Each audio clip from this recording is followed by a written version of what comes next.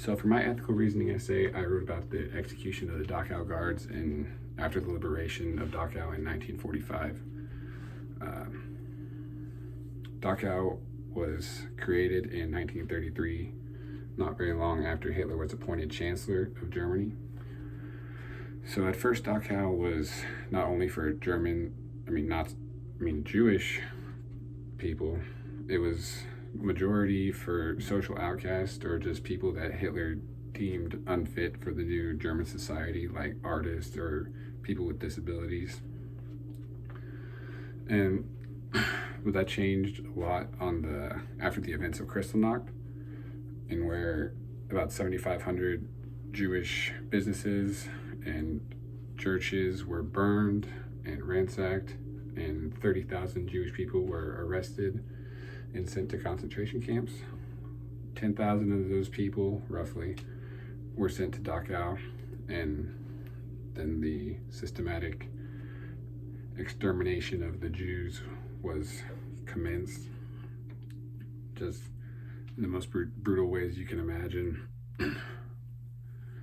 So, fast forward to 1945, the United States infantry reached Dachau and liberated the people inside, rounded up all the SS guards they could find initially, and put them up against a stone wall, set up a machine gun, and just sprayed down these guards, just execution style.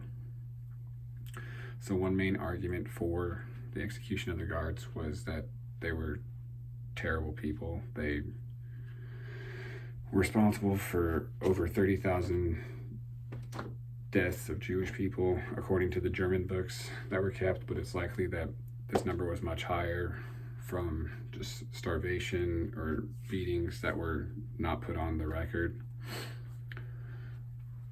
So these troops were terrible people. They just killed these Jewish people for fun. Another for the execution was that the troops that reached Dachau first were in service for over 500 days, so they were hardened by the war, and the value of life for them was just not as high because they'd seen so many terrible things. In fact, they actually as they were entering Dachau, they came across 3 train cars that were just full of dead and decaying bodies. And it's reported that the troops were in agreement that they were not going to take any prisoners, no matter what, just because of the horrible things they'd seen as they were entering Dachau.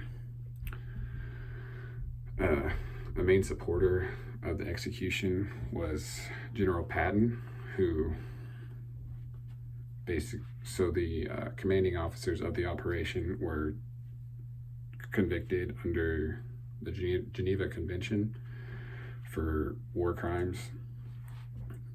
But General Patton had them into his office, had their case files, and tossed them in the trash and said, "Go on with your lives. Don't worry about it." And so General Patton was the main supporter in the army. So the arguments against the execution was that some of these men were never given a trial.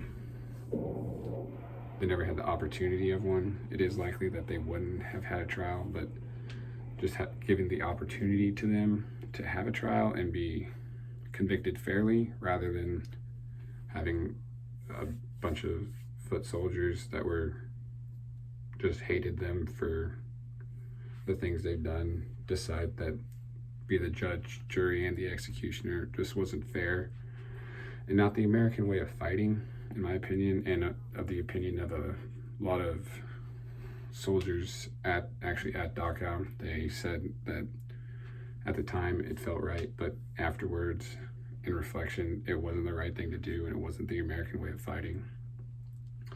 Another argument against was that not all of the SS guards that were killed were necessarily bad people. They were just doing what they had to do to survive and for their families.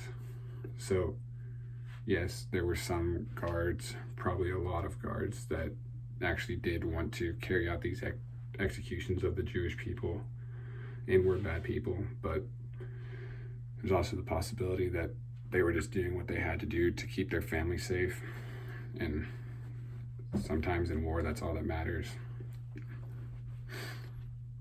Another thing was that the execution of an unarmed person, civilian, soldier, is actually a war crime.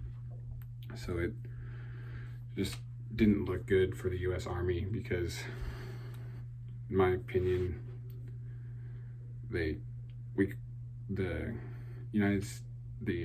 War II is romanticized for the ways that the United States came in and kicked their butt. But when you really break down the ethics of the things that we did and what the other side did, when people call it the good war, it's honestly kind of ironic.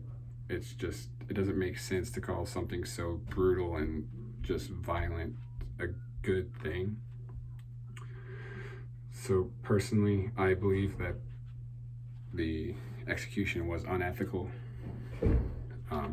It was not the American way of fighting. It just didn't line up with what the United States was fighting for. And they were just in bad judgment at the time.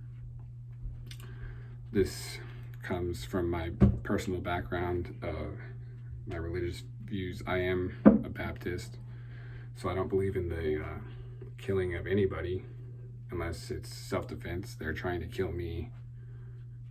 Even then, if you can just subdue somebody rather than killing them full on, is better than just a full-on murder. So with this in mind, it just didn't seem right for the United States troops to carry out this kind of execution in this manner. I think that there were other ways to go about this. Take them as prisoners of war. Let someone with the authority decide what needed to be done with them, and just make them